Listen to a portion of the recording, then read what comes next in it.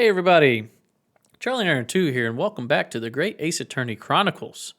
We last left off. We started episode 5. It looks like Susato got a telegram that she doesn't want to tell us what was in. We came downstairs, we talked to Mr. Sholmes, and as you can see here, he's not in the best of moods. He's over there trying to do his best Eeyore impression. So let's continue to talk, see what we can find out. He wants some dry toast and insipid coffee for him, if it's not too much trouble. That is a weird way to spell meow. Is that like the English way to spell meow? Because I'm used to seeing it M-E-O-W, meow. That looks like a meow. Oh, he's adorable. Oh, look, it's Wagahai. Wagahai? I'm going to say Wagahai. It's a weird name. Good morning, boy. Meow. That must be some sort of tiny door for cats to use. But how did it get there? Well then, everyone, time for breakfast. Oh, wonderful. Let me help you, Iris. Ugh, it would indeed be a fine day to die. I knew something looked different. Something's missing from Mr. Sholmes' desk. Yeah, that giant analyzer machine that he had.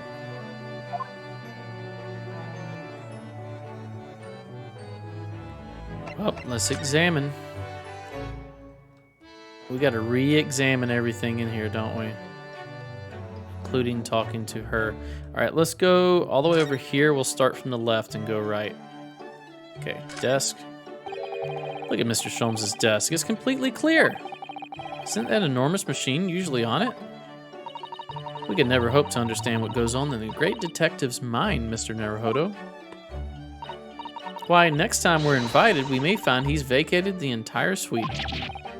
That's scarily plausible, actually. Okay, so I thought it was this desk we were looking at. We were actually looking at this one. So light, window, that skull is no longer a thing to talk about.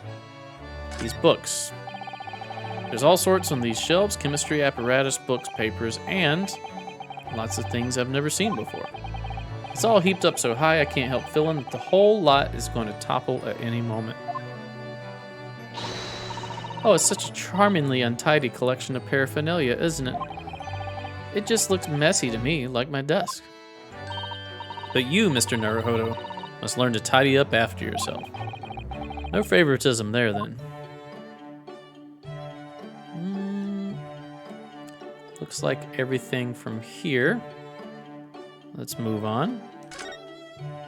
Start on the left. Looks like we can look at the mail. The fire's burning comfortably in the grate again today. No, we're looking at the whole fireplace. It's a very different feeling to a Japanese hibachi somehow. Oh, look at that photographic print of a lady displayed on the mantelpiece. Could it be? Yes, it must be. It's the woman. Oh, how exciting. What woman? Is that supposed to mean something to me? Yeah, I guess so. Let's look at the trunk here. Looks like that huge metal chest is being used as a table for tea and coffee. Seems very sturdy with an equally sturdy lock. Mr. Naruhodo, you mustn't go around opening things. Always have to keep an eye on you, don't I? You're very mischievous. How did you come to that conclusion? That's the same thing they said about that trunk before. We will talk to her, but I want to continue looking first. What's this, a map? These are all mementos of Mr. Sholmes' past cases, I think. If he'd been involved in my case, I wonder if the beefsteak from La Carnival would be on display here. A mystery shoe, a curious hammer, some mysterious dancing men, a bust of Napoleon? Ah, what an entrancing collection. Looks like an untidy assortment of junk to me rather like what's on my own shelves. Well, you really ought to learn to keep your things in order, Mr. Naruhodo. No favoritism there at all. Okay, and is there anything else here? No. Let's look at her calculations. This is where Iris notes down ideas, isn't it? Let's see, what does it say today? Ah, the Bascompi Valley Mystery. Oh, how intriguing! It must be the title of Iris's latest work. Oh my, I wonder what fantastic tale awaits us. Susato-san looks like an angel, but I bet she's dreaming of the most unsavory crime you could imagine. Isn't that how it goes? Like, my wife loves true crime stories. It's like her jam. She will watch those to relax. She will watch the most heinous crimes and murder mysteries so that she can chill. I don't get it. Iris's beautiful tea set is there on the table as usual. A cup of one of her special herbal blends always helps me to relax when I'm feeling the strain. The English pastime of tea has many similarities with our own tea ceremony customs, don't you think? It's the idea of hospitality behind it. That's the essence of tea. Is it? We threw all ours in the harbor. We don't know nothing about that. That's actually a lie. I enjoy tea. That's a charming little white shelf and full of charming little bottles, too. Is that the one where she's going to say that they're going to kill us? But the contents of them aren't quite so charming, it seems. Science is the future, Mr. Naruhodo. You can't deny it. Science! I'm saving my money so that I can buy some chemistry apparatus as well. Law, chemistry, takedown throws? What diverse skills you boast, Miss Susato. As useful as they are, I'm not sure that my throwing skills are worthy of inclusion in that list. Plates, chair, chandelier, books, or is it it's the whole desk, isn't it? Come to think of it, I haven't seen Iris doing much writing recently, but there's paper already set up in the typewriter. Look, as if she's about to start. That reminds me, when I mentioned that Iris was in the process of writing a full-fledged novel, Mr. Natsume was most impressed. Ah yes, Mr. Natsume. That's what I'll be doing too once I'm back in Japan, he said, through tightly clenched fists and teeth. Somehow I don't think he's going to make it back to Japan. I feel like we've been set up for one big case, and it's going to be against Lord Van Zykes. And if it's not, that's cool too. But I really want to do a case against Lord Van Zykes. I think that would be fun. All right, Iris, what do you got? Wagahai, or Wagahi? Wagahai. Mr. Natsume's cat seems to have settled into his new home. Then, it's Mr. Natsume's cat. Oh yes, and I've become very attached to little Waggy. It would appear his previous owners completely forgotten to him. Cats are unfeeling creatures. Their mews as empty as the hearts of the muses. Look at that. That's not an empty heart. I want to cuddle that kitten. If Mr. Natsume had no intention of taking Waggy back to Japan, I wonder why he kept him in the first place. I expect he would have taken him if he could. Pets are strictly forbidden aboard steamships in our experience. And for good reason. Terrible things can happen if the rules of passage are not obeyed. Well, I don't mind, because Waggy is adorable. He is. Yes, he really is. Oh yeah, what about the door? I don't remember seeing that tiny thing in the main door before. Where did that come from? Oh, you noticed? You are observant, Runo. Look, I use this. It's my latest invention. It is also a gun? Everything you make is guns, right? What is that? I call it the cat flapomat. Okay.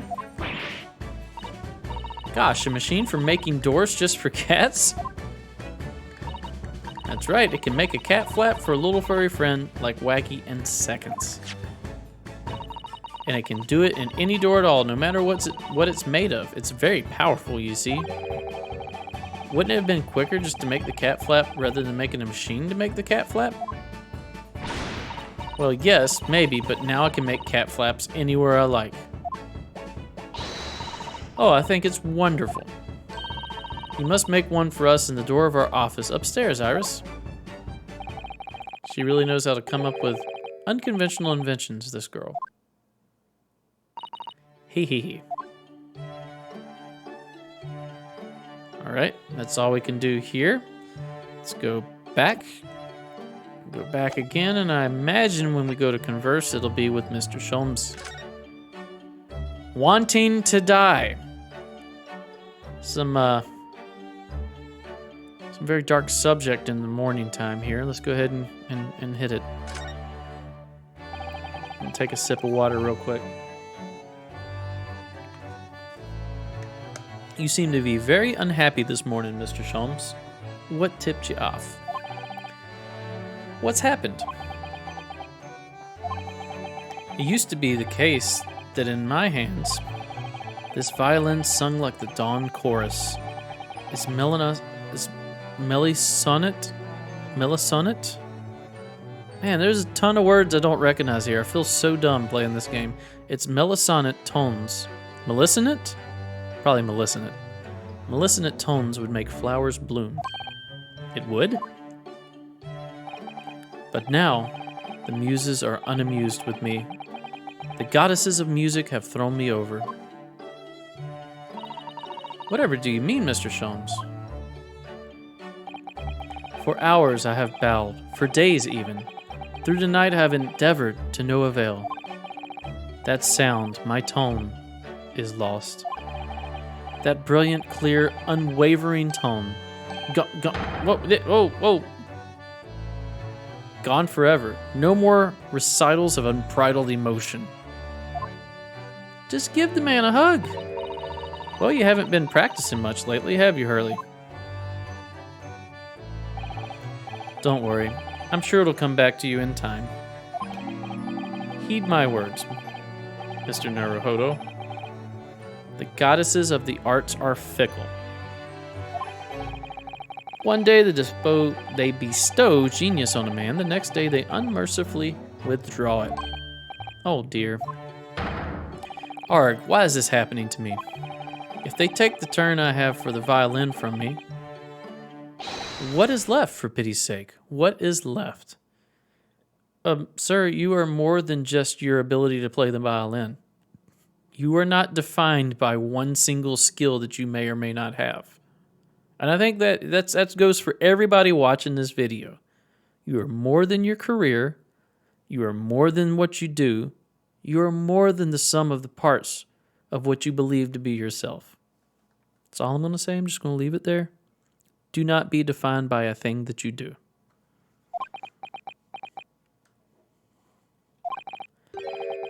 Deduction, perhaps? Isn't that what you're known for? The missing machine. Mr. Sholmes, I don't like to pry, but your desk looks rather empty today. Ah, well done, Miss Usato. Your observational skills do you credit. Oh, no, Mr. Sholmes. They pale into insignificance when compared to yours. You'd struggle not to notice, wouldn't you? You mean Hurley's great analytoscope? That's at Windibank's now. What is a Windibank? Sorry? It's at a Windy Bank? No, Windibank's, the pawnbrokery. Oh, are we poor? Are we poor boys now? Is that what it is? Pawn? What? You mean you've pawned that enormous machine of yours? It has some considerable value, you see, quite undeservingly. But isn't it a very important machine for your work? I do wish you had consulted us if your situation had become so desperate. I should have gladly passed what little income I have to you. Dear madam, things are far from desperate. But the pawnbroker has your wonderful machine. How can it be anything but desperate? Making use of a pawnbrokery is quite ordinary here in London, I assure you. It is? It doesn't sound ordinary at all. It would seem that neither of you fully understand how pawnbroking works. Oh, what's to understand exactly? How pawnbroking works. All right, well, as far as I'm concerned, you agree upon an amount, they hold the item for an agreed upon time, if so which you haven't paid back the amount that you've borrowed from the pawnbroker, they will then take possession of the item and then try to sell that item. Am I correct here on how pawnbroking works? Also, I believe there's interest charged on the loan that they give you as well, otherwise they wouldn't make any money. You give them the item as collateral. What do you mean when you said we didn't fully understand how pawnbroking works? To the people of London, pawnbrokeries are akin to banks. Banks? On Mondays, merchants relinquish their finest jackets and trappings to their pawnbroker of choice. With the money they receive in return, they are able to trade happily through the week. And then on Saturdays, they go to recover their things using the money they've earned. I had no idea. This has been a fascinating lesson for us.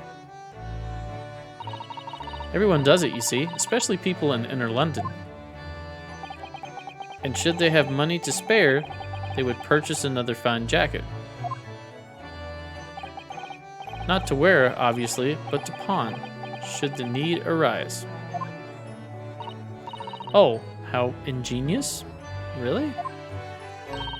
So whenever we have something that's getting in the way, we leave it at Windibanks, you see? A pawnbrokery can be thought of as an extremely secure vault. Who would have thought that even pawnbrokers are different here in Great Britain?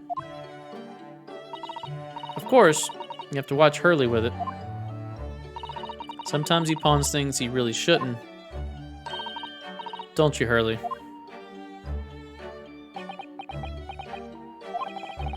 What does it matter? The world is dead to me now. We're gonna ask what's got him so down? Oh no! Waggy! Oh, what was that? Waggy! Clatter, clatter, screech!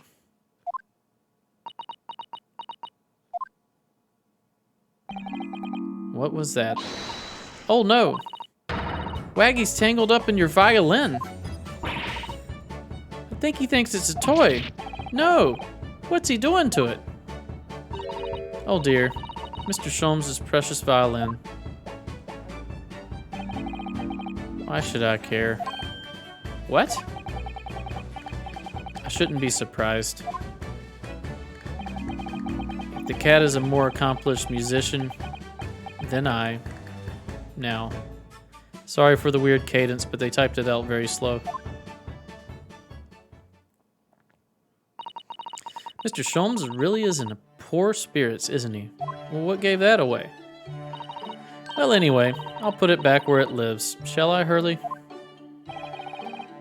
Out of the cat's reach, if possible. Maybe we should assess the damage. Should we look?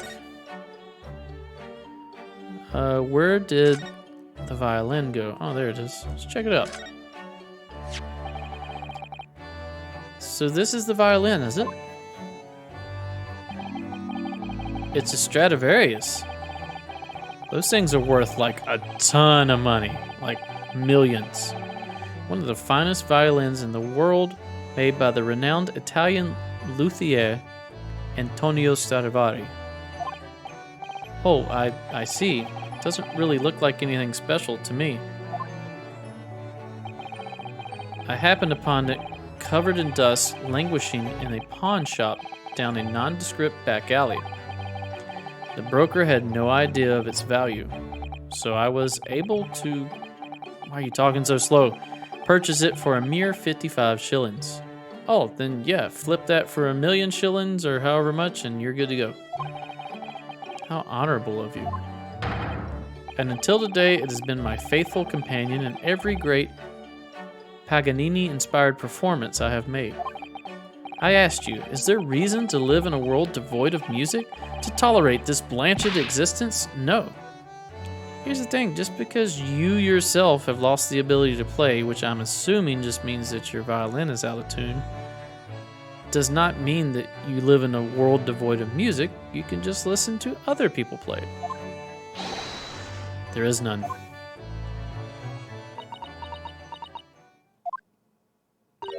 Mr. Sholmes.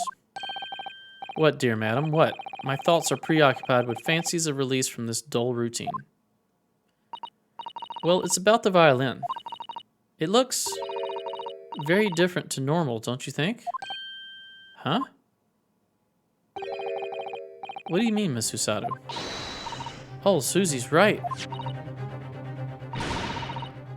Yes, the tone of the wood is completely different. And that's not all. I'm sure there was no crack here before.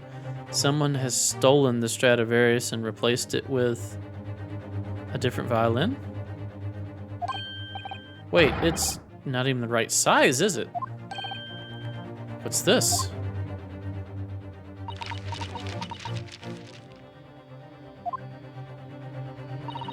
I'm terribly sorry to have to tell you this, Mr. Sholmes, but that instrument isn't a violin at all. Then what? I believe it's an entirely different instrument called a viola. What? He fell down completely on the floor. Oh, Mr. Sholmes, are you all right? You're right. You're quite right. This isn't my faithful Stradivarius. So what? Pray, is this piece of stringed flotsam? Not your faithful performing partner, then. Ah, I see what must have happened. You do, Iris? This is just a simple mix-up. So did he pawn his Stradivarius and then come and get that? It sounds like Iris might be able to tell us exactly what's happened if we asked her. And now we gotta make a whole thing out of just asking her that. Oh, sorry, I hit F instead of D. Let's talk to her again. Mix up. What do you mean by a mix-up, Iris? Well, you see, this viola, I mean, was at Windybank's until last week. At the pawnbroker's? Not Mr. Sholmes' beloved musical partner? Oh, not Mr. Sholmes' beloved musical partner. That's how that was supposed to be delivered. There's a proverb from the East with which you are no doubt familiar, my dear fellows. Always let a beloved child travel.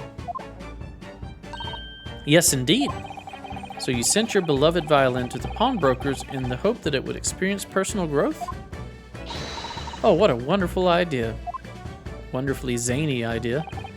Last week I pawned my great analytoscope in order to release my precious instrument. But it would appear Mr. Windybank mistakenly furnished me with this tawdry fiddle instead. But my ears cannot be deceived by the hollow timbre of this piece of timber.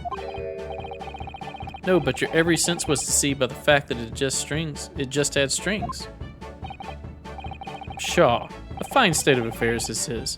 And why I always say, Mr. Naruhodo, never trust a pawnbroker. They will try to fiddle you every time. They will try to what now? I don't think that's what the pawnbrokers want to do there, Mr. Sholmes. But earlier you told us that you could think of a pawnbrokery as an extremely secure vault.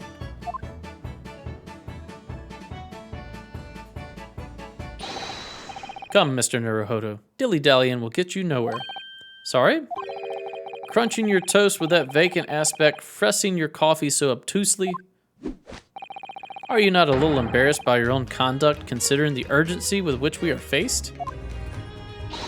We must visit Mr. Windybank's brokery at once. That's right, isn't it, Mr. Sholmes? Precisely, Miss Usato, without a moment's delay. But I haven't finished my bacon and eggs. Oh, bacon and eggs sounds so good. My dear fellow, surely you do not still intend to crunch your bacon with an increasingly vacant aspect, to fresh your egg ever more obtusely. All right, say no more. Let's go then.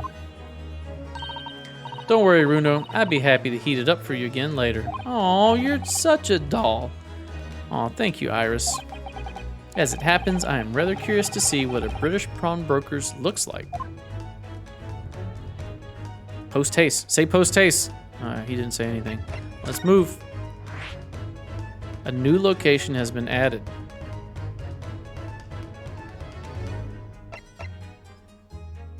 So there's Baker Street, and then there's the pawnbrokery. Let's go to Baker Street. Is there a reason not to? I mean, let's check this out. Yes, we can go over. So let's start from the left. Can we look at this is the pawn right here, right? Let's look at it. Look at all the different things in the window of this shop. Ah, that's Windibank's, the pawnbrokery. It looks much smarter than a pawnbroker's in Japan, doesn't it?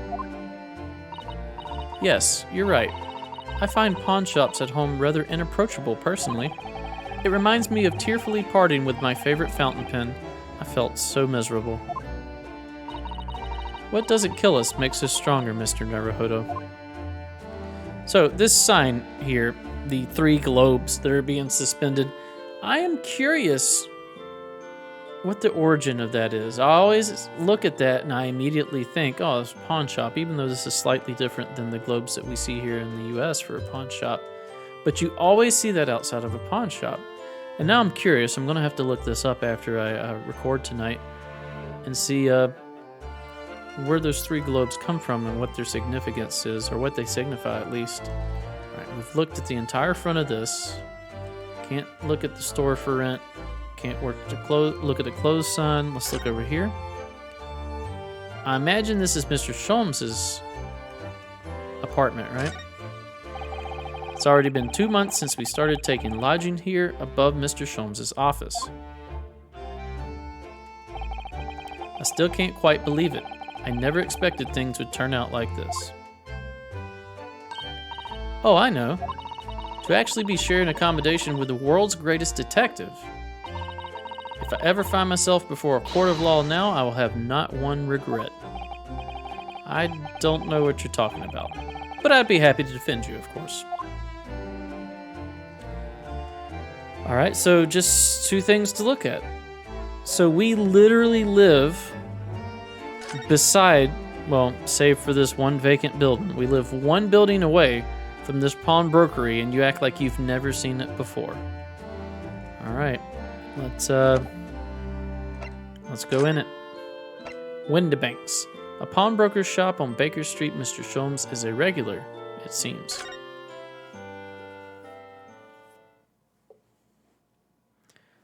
Oh, there's all kinds of knickknacks and doodads and who's-its and what's-its galore in here.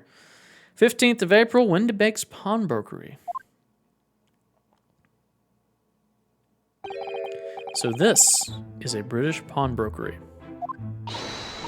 Oh my, there are all sorts of tools and contraptions in here that I've never laid eyes on before. Ah, Susato-san, and that spark of wonder in your eyes. You can't wait to scour the shelves, can you? I get the impression you enjoy places like this. Oh yes, I don't know why, but seeing such a lot of things I don't understand is a real thrill for me. My dear fellows, let us not forget why we are here. Oh, Mr. Sholmes. We are calling on matters of business, not pleasure. And clearly Mr. Sholmes means business too, judging from the spark of fury in his eyes. Oh, look at this guy. Ah, Mr. Sholmes, sir. Welcome back. Did you hear that brazen welcome? Well, yes, we are potential customers after all. We are disgruntled customers, Mr. Naruhodo, and it's time to inform Mr. Windibank of our ire. Come, the fight is afoot. We're going to look at this whole place because, you know, there's stuff everywhere. Let's look at this shovel. What are you doing, my dear fellows? We are not here to browse for interesting curios. We have come to teach this broker a lesson. Oh, but there are just so many fascinating items. It looks as though we'll have to talk to Mr. Windybanks first before you can explore in here, Miss Susato. All right. And we're going to do that next episode. Thanks for watching. If you enjoy my content, please consider a like, a comment, and/or a subscribe. It helps so much for me to try to grow this channel. Stay tuned for the next episode. We'll see you then. Bye-bye.